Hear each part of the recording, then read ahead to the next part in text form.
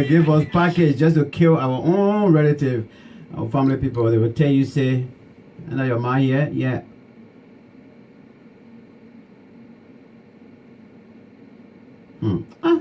Yeah, my people. Yo, hello again. I'm back.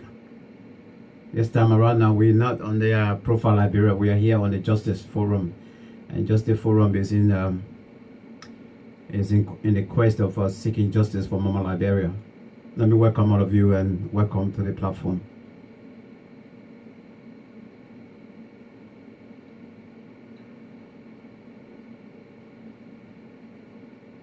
They brought package to us just to kill our people. And now we know. You know, they told yesterday that they will never come to pass. They told yesterday that this day will never ever come to pass. That whatever wickedness they performed yesterday, they told that there will be no day that any Liberian will question them. Yes. That's what they taught. They taught that you, me, plus the rest of us, that we will continue to keep silent. Now, whatever happened in the 90s or from 1979 or so, whatever time, whether I was born before or not,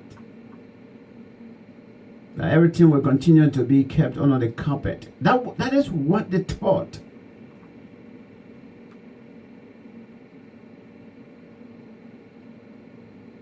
You're 9 years old. How can you look at your own 9-year-old child and you give them an AK-47 and you tell them go and kill that individual? Some of them right now, their children, even when somebody, hit them, even when the teacher beat them in the school and they come home and they tell the teacher, they want to, even some of them will want to go and kill that teacher. But yet, to you, you were so happy to grab the other people's children. 9 years old, 8 years old, 10 years old. 12, come and be my wife. Come and be with my platoon and carry arms and ammunition. Come, you're able to shoot the AK-47. How old are you? I am 9. Some of them will say, I don't even know my age. Okay, come. I will determine your age.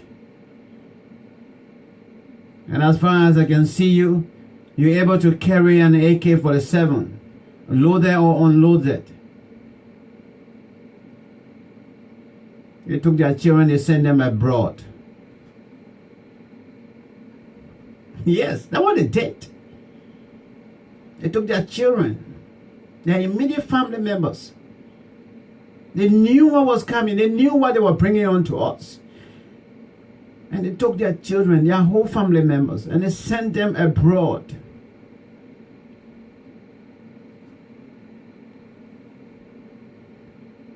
Then they came. And they told us that, yeah, we're bringing freedom for you guys. This nation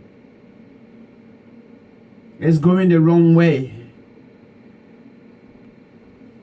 It's going the wrong way, so we're bringing freedom to you people.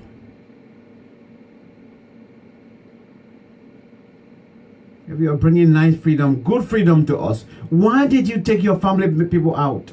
Why did you take your wife out? Why did you take your children out? You knew very, very well that the freedom you are bringing to us, you knew very, very well that we were suffering, we were going through hardship in every segment of the society in Liberia. You knew it. Your family people were there, your children were there as well. Yes, your wife was there.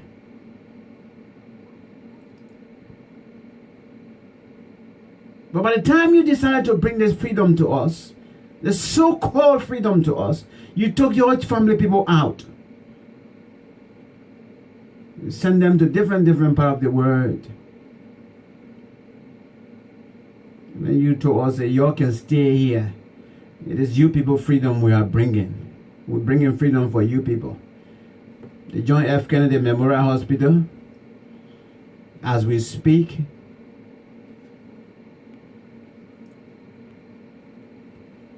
Before this freedom, the John F. Kennedy Memorial Hospital, we only have our brothers and sisters coming from, maybe from Sierra Leone, Nigeria, Ivory Coast or so, coming here, using it as a referral hospital. Because we got medical doctors that are good and the hospital is at least equipped. And you said that that was not good. That you are bringing freedom to change it to more than that. And you looked at the University of Liberia and you said that, well, this is the state-owned university. But in as much as our brothers and sisters are from the sub-region and they are here earning their degrees or so, we want to bring the freedom to you that maybe, that we want to bring you a freedom where education will be transformed. That Europeans will be coming in Liberia to go to school here and graduate here in masters and doing their own graduates and everything. Yes, that's what he told us. That our education at the time was not good.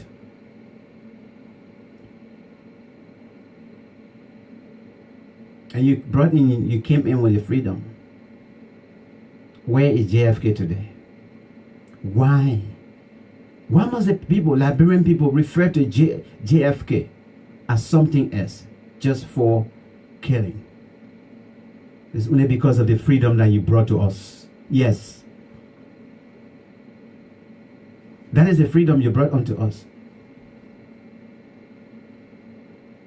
So yes, yesterday, our brothers and sisters from the South region were coming to JFK to seek medical attention. Today, we ourselves, if we have the opportunity, will run away from Liberia to go and seek medical attention somewhere else. So the freedom you brought to us, you see it? Madam Ellen Johnson Saliva, at the end of the day, described the educational sector as a complete mess. It is still a mess.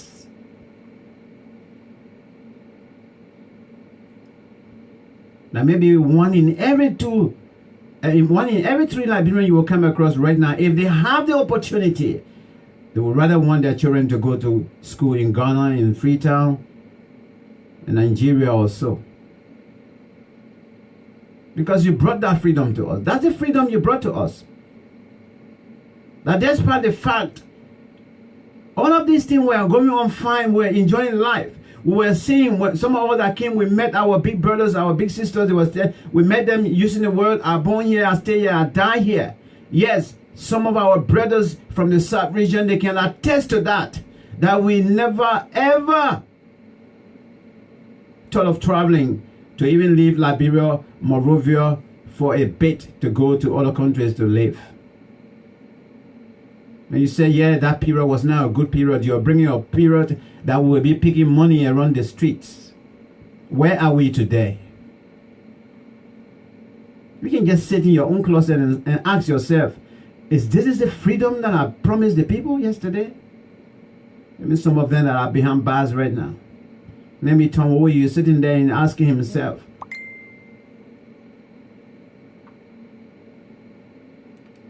maybe asking himself, what sort of freedom did I actually fight for yesterday? I fought for yesterday. Why did I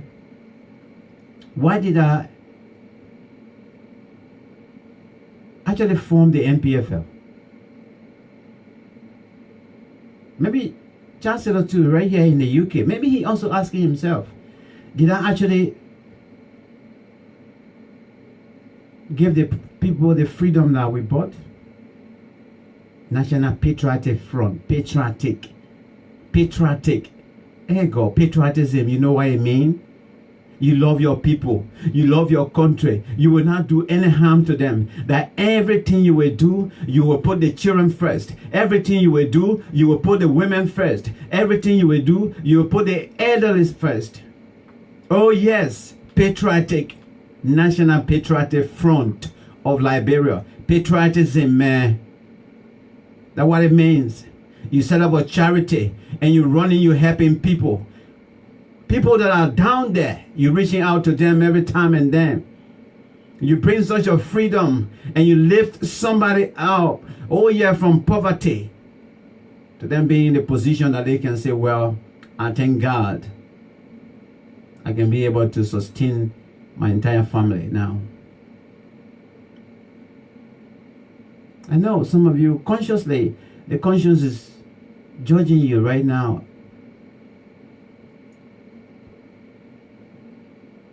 Yes, some people are still denying the fact. They don't even want to take the responsibility. Mr. Prince Johnson is one. Refusing up to this point. This man is justifying what he did. Denying every aspect, any angle, any question that comes out about the war, his position in the war, his contribution in the war. Is positive to him. IMPFL was the most disciplined rebel faction. That's what he said.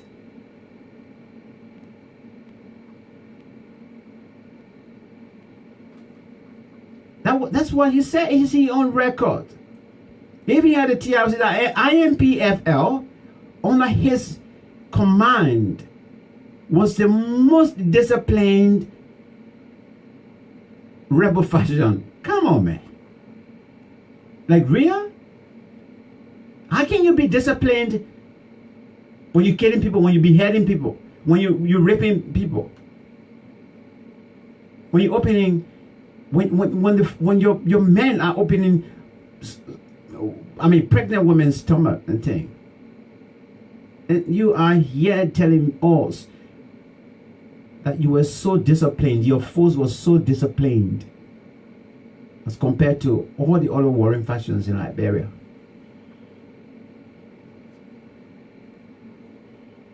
I just want to remind this man, before I come to the documentary, because the main thing is I want to show you a documentary on the Nigerian brother who survived it. But unfortunately, the way God blessed his mom and his dad on this planet Earth, he came. 2 legs, 2 hands, all the body parts, everything was so much in order. He started working hard to help his family. In this documentary now, you will see him with maybe hands without fingers. Let me put it that way. Everything chopped off. That is the freedom. You say you got hands, right? You got fingers, right? You can use them to do this. You use them to do that. But we are bringing you freedom. And the freedom we will give you, we will chop off your hands.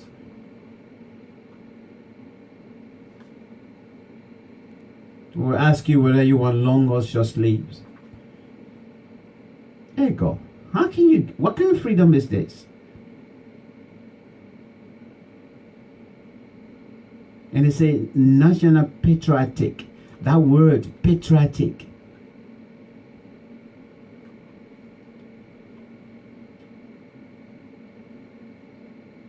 And he said independent national patriotic. Patriotic. Patriotism.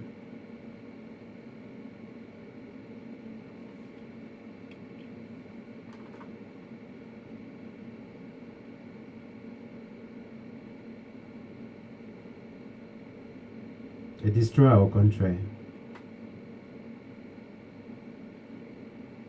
But we are not going to relent.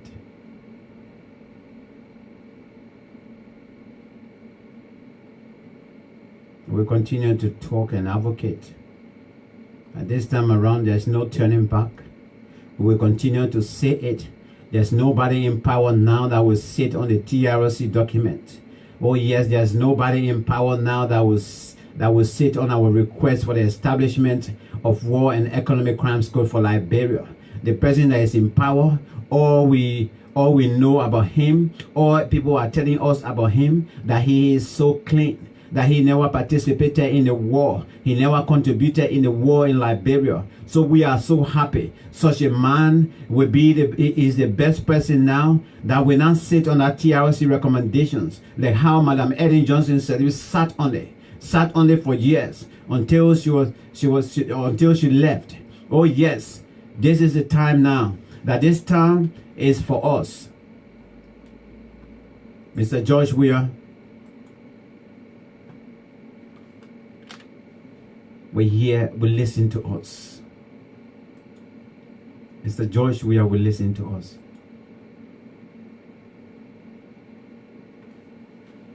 Somehow we are happy in a way. Because even if our country could allow maybe for people to go for maybe second, third, fourth, at the end of the day, the longer you stay in power, we cannot do anything. But now the power is out of our hands. All we are appealing for now is to call on this President George Weah, please listen to the call of the Liberian people. We do not need to go to referendum to go ask Liberian people questions. What do you want? You want to let the people go free, or we should have a war crime court? Oh yes, we don't want that referendum. But we are calling now. All we want you to do is just come out and say a few words. My people, I hear your call for the establishment of war and economic crimes court for Liberia. Yes, my government will support it. That's all we want from you, President George Weah. The TRC recommendations, as of now, we're going to start to implement it. Those that their names are mentioned there that should be barred from taking office, we're going to let them go. Hey, Mr. President, when you do this here, yeah, Liberia, I can't lie to you. Many people love Liberia. I mean, I'm talking about people that are just interested in going to maybe establish company there also. But they want to see something tangible. They want to see you taking a step that somebody will say, yeah, this is a precedent Liberia long wanted. Only if you can agree,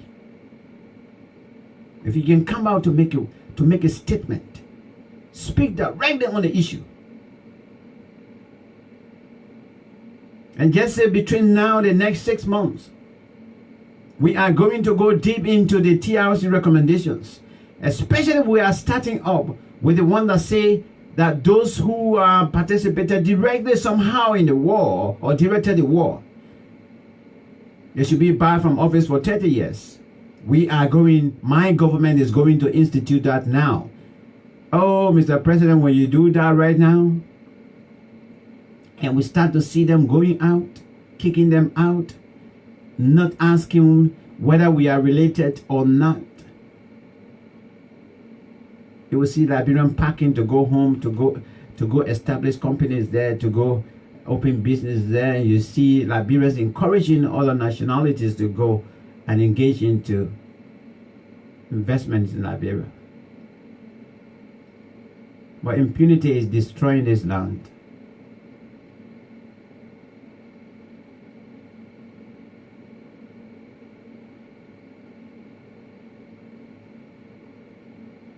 We want our land. That's what you say. We want our land, we want it back, we want it back. You got it. Where are you? What are you doing with it now? We're going to watch the short documentary now. It's just 24 minutes. On his brother, a Nigerian brother. He gave his account of his experience during the war. His story is heart-touching as well.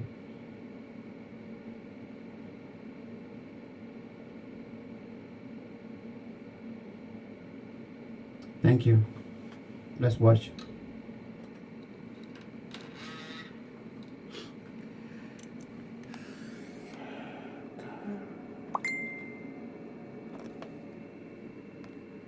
Okay.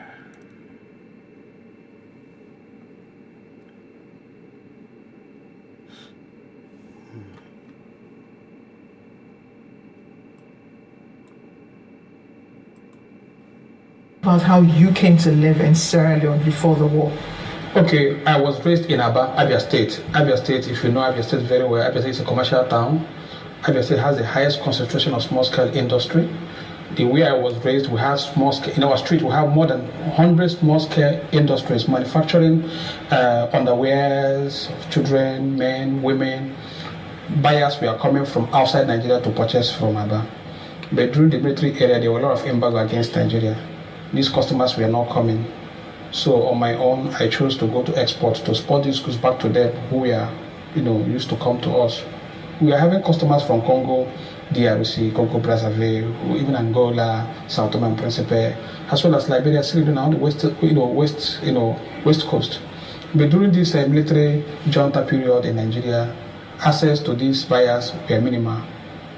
So in order to enlarge our business, to sustain the business in Aba, and to also get, foreign exchange to do the business, I chose to go into exporting. The first country I exported to was Sao Tome and Principe. I was in Sao Tome. We also exported to Angola. We exported to Liberia, Sierra Leone. During that period, a friend of mine sent me a proposal for a business in Liberia. Sierra Leone is also returned from war, that there's a big market for our products and services. I said, okay. So we exported to Liberia, we exported to Sierra Leone. I was in Liberia the day Mr. Dagbana Gange Chastello was inaugurated on that Saturday. That was the first time I saw Abacha 101 at the Centennial Pavilion in Monrovia, Liberia. But because of the Liberian government hostility to ECOMOG peacekeeping operation, because of the insistence of the then commander Victor Malu, that the restructuring of the armed forces of Republic of Liberia must be conducted by the ECOMOG. Chastello challenged that position of ECOMOG, and immediately there was high level of hostility by Chastello government against Nigerian contingent of ECOMOG, which was led by General Victor Malu. The hostility increased to the extent that ECOMOG positions were attacked by MPF boys, and you hear some of the senators, especially one of the senators from Masorado County, who always use the media to incite their people against Nigerian contingent of ECOMOG. And we said, no, this cannot continue. Acknowledging that President Ameti Jankaba was restated by the then ECOMOG field commander. I'm talking about Brigadier Amaswe Kobe. So we said, okay, let's move our business to Freetown. Since Freetown is calm, the hostility in Monrovia has increased, let's move to Freetown. That was how we moved our businesses to Freetown. Doing the same export, bringing building materials, building motor spare parts, building underwears, both children, men and women, to Freetown. So that was how our business moved to Freetown. That was how we started doing business in Freetown. When we go to Freetown, I approached the Nigerian embassy to ascertain the level of security and the possibility of doing business in Freetown based on my nationality as a Nigerian. I was given the impression that there is peace, acknowledging that ECOMOG headquarters was located to Freetown, and Freetown was safe. Well, it was safe. So that was how we decided to stay put in Freetown, and we continue with our business. This was before the war started, or was this? Yes. Before the war started, before the invasion by the rebels. The rebels invaded in January 1999. January 1999. That was the time the rebels invaded. Previously, we were hearing about the rebels in Kono, at Northern Province, Far Kenema, Kono, Kailang district. These are the areas where we hear about rebel activities. But rebel activities in Freetown, it was not reported. Just like where you hear in Nigeria, you hear about Boko Haram insurgents in the north. You hear about kidnapping activities in the far places. If you're living in Lagos, if you're a foreigner living in Lagos, you will never feel that such a thing will come to Lagos. So you see, Lagos is safe. That kind of activities is not happening in Lagos. It is in the northern part of Nigeria, or it is the far east, in southeast part of Nigeria. So that was the kind of experience we had in Freetown, and the kind of impression we are getting both from the Nigerian contingent of ECOMOG as well as the Nigerian embassy demonstrate that if anything like that is really occurring in the north, we should not fear of experiencing it in Freetown. So that was exactly what happened. You saw the war itself. What was it? I mean, what were what was the scenario before the war itself began? What were the preambles that you saw that told you, this thing, the violence, the hostility was escalating? What did you notice? Let me tell you what happened. When we were getting information that there are pocket of rebel attack outside Freetown, but what happened was that the rebels didn't engage the ECOMOG or the system through a conventional warfare. What the rebel did was to infiltrate Freetown using men and old people, women and children as shield. The rebel came into Freetown in the midnight. ECOMOG were still in their position. It was not through military or engagement. What they did was, the day they invaded Freetown, they went to a town called Calabar Town. When they entered Calabar Town, they woke all the inhabitants of Calabar Town up and asked them to move to Freetown. So what they do, that if they enter a residence, they will knock and ask them to move. If you have been to Freetown, Freetown is like Lake Victoria Island, and this Calabar Town is like coming from Ekpe. So it is only one road. If you know, between Ekpe and Victoria Island, that is just how that area is located. So they were coming from Calabar Town in the midnight, and the men and women they were trekking, they were carrying their loads, moving, going. They even asked them to start singing. We don't want ECOMOG. This was around 2 a.m. in the morning. But something struck me that midnight. I heard a gunshot. That gunshot was not normal. It was not sporadic. The gun was like, it sounded bomb. It took another time again, it sounded bomb. Bomb. Bomb. And the sound of the gun was moving. So if you heard it lighter, the thing kept increasing. It was not sporadic. You hear bomb. And the sound was moving. So it was at that level I called my neighbors. I said, look, I'm hearing a strange noise. And this noise is common with rebels. And people were like, there's nothing like that. Everyone was sleeping. And if it was a confrontational between the rebels and ECOMOG, then we will know that there is crisis. There was no confrontation. ECOMOG did not challenge them. The reason was that, as I shared, they were moving from Calabar Town to Freetown. And they were trekking, and they were using women and children in drove, a crowd, and they were using them as shields. So they will be in the midst of those women and children in that midnight. They will be in their midst. When they get to ECOMOG checkpoint, they will open fire on those ECOMOG and kill them. Because the ECOMOG cannot withstand seeing children, women who are trekking. So who is a rebel among them? So you can't even dictate who is a rebel. And you are not carrying arms. But the rebels were in their midst. That was how the rebels invaded Freetown and got to the extent of the Nigerian embassy. If you have been to the Nigerian embassy in Freetown, Sierra Leone, they invaded the Nigerian embassy. They said they attacked our embassy. That was the place where they had a kind of exchange. Before ECOMOG will even knew it, they've already got to Padamba prison. They've moved to Aberdeen. They were moving to ECOMOG headquarters to take over. By the time we on the radio to know what was happening, it's already 5 a.m. We started hearing that rebels have taken over Freetown. The Sierra Leone government issued a statement saying that everybody must stay indoors. That anybody found outside will be declared a rebel. And they are doing their best to flush the rebels out. That everybody should, in fact, they declared state of emergency.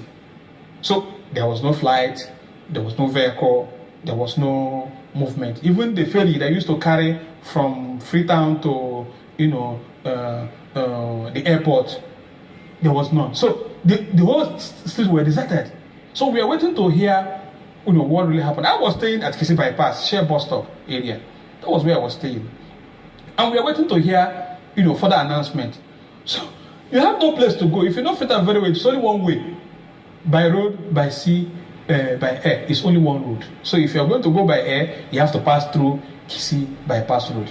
And use at the upcon there, you join Ferry Junction, then you go and enter ferry and cross to the Ilunge airports where you can take a flight to anywhere you want to go. So that was how we are cut off. So we're also waiting to hear that the day is clear and that everybody should come out. If you can do any activity, you can. Already, you know, it was January. Ordinarily, I was supposed to come back to Nigeria for Christmas. But because, you know, there are some of our consignment came in, and I was trying to make sure that we clear it before I return to Nigeria. That was how I got caught up in the hotel. Ordinarily, I'm not supposed to be in Freetown that January.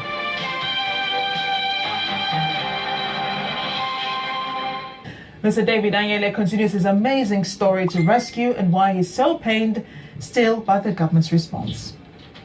Art is a story. On Art House, we start from the beginning. Loads of emotion. Art House. So, Mr. David Anyele.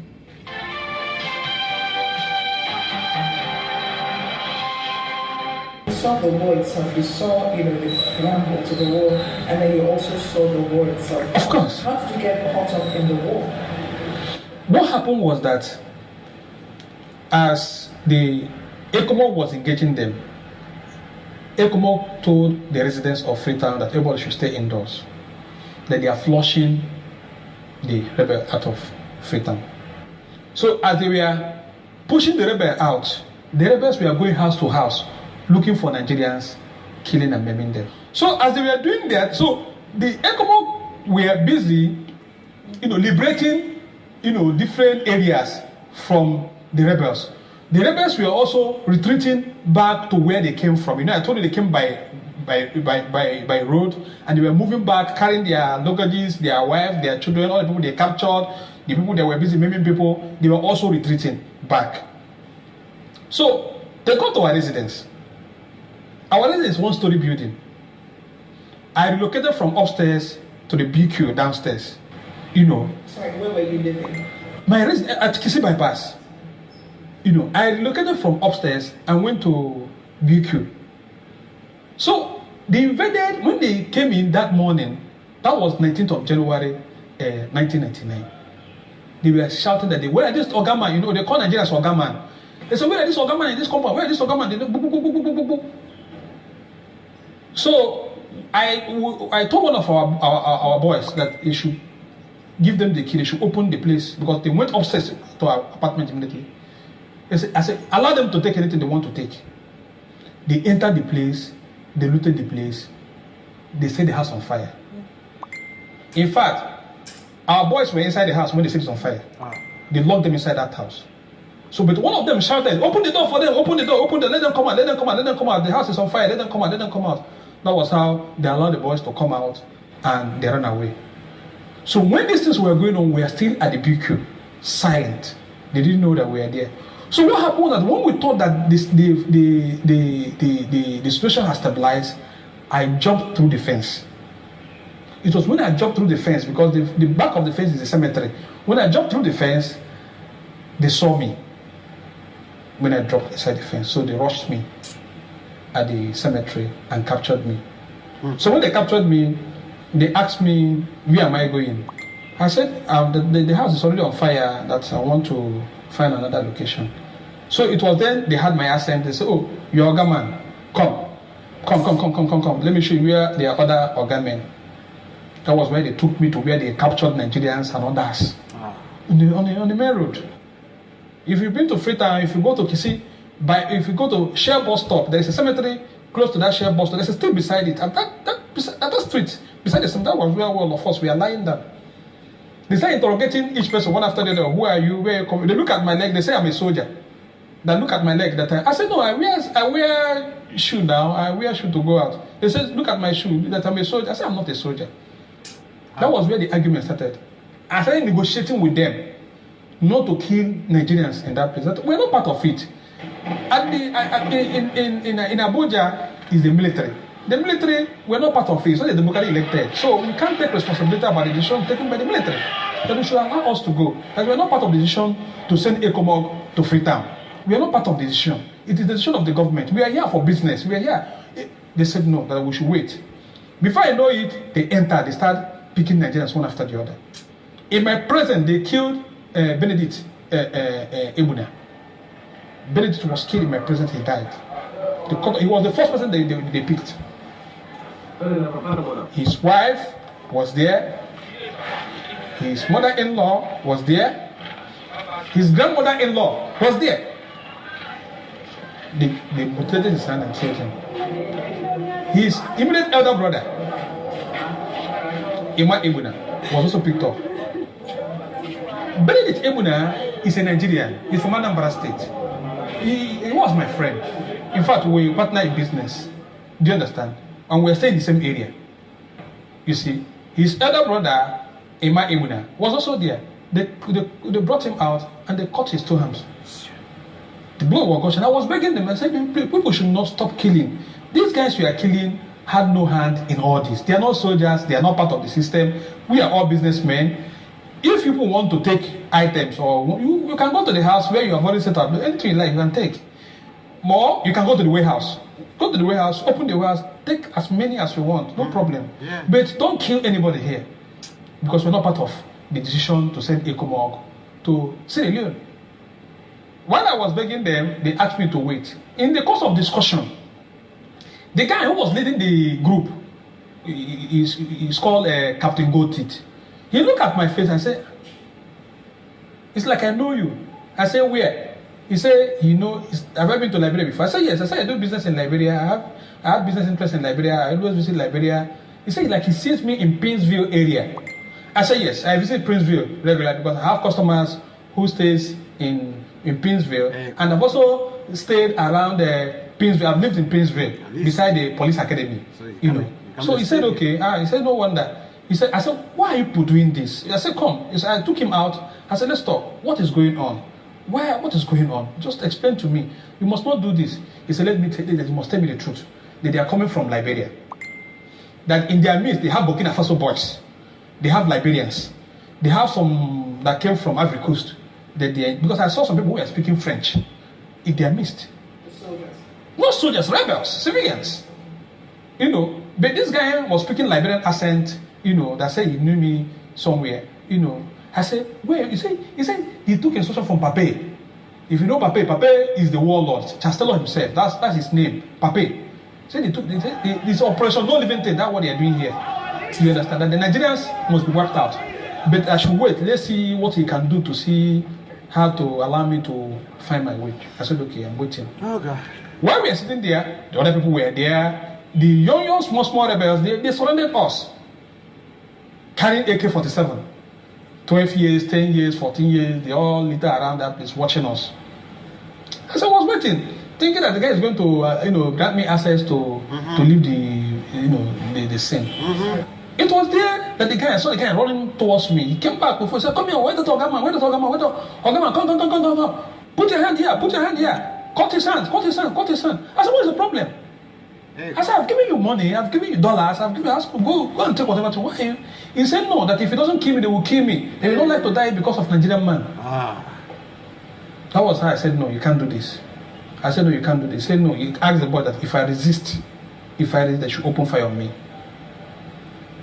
It was while I was listening, the small boy of 12 years old cocked his rifle and he kicked me. And I know that the next thing is to open fire. I said, "Okay, you can cut my hand." That was how I put my left hand on his tool, which they are using to cut other people, the machete they used to cut others. That was how they cut my hand and cut. I was crying, I was shedding tears. They cut it. What was he using? The machete. The one he used to cut Benedict Ebuna, Eme Ebuna, and others. That was what he used to cut my two hands.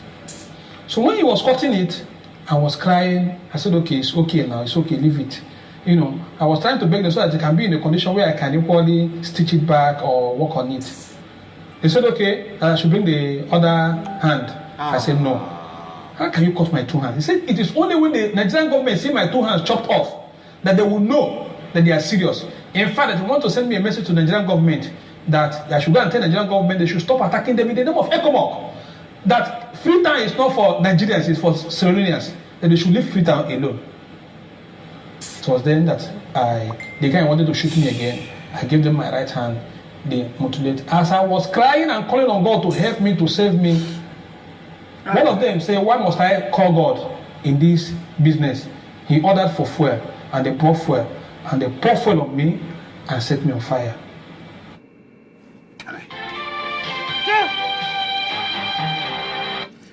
Oh, God.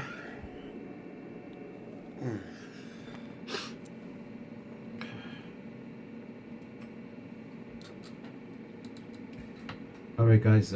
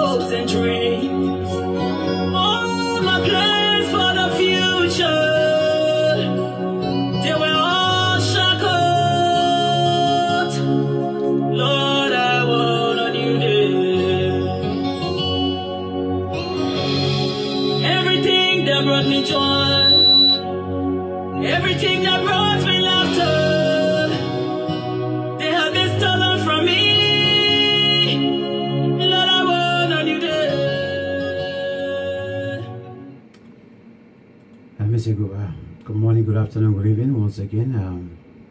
This is Justice Forum. On this program, we are solely for the purpose of pushing for the establishment of war and economic crimes code for Liberia, and of course the full implementation of the TRC recommendations. And so we remind you, or we might remind ourselves of the carnage that took place yesterday in our land, and those that are responsible, and then calling on the authority to put measures together that they can come to an end, they can face justice as well. Let me say a big thank you to all of you that have been watching.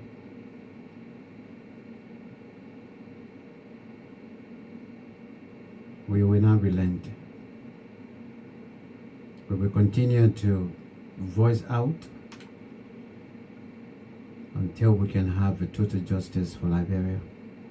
Those victims, innocent souls. I want to say thank you for watching. I'm not going to take calls now. Let me just leave this documentary as it is for other people to watch. Until later on, let me say thank you so much for watching, and I hope you will join me later on this evening when I'm back here. Take care. God bless you. God bless our continent, the continent of Africa, and indeed God bless Mama Liberia. Bye bye for now. Give me a new day. Give me a new day. Give me a new day. Please give me a new day.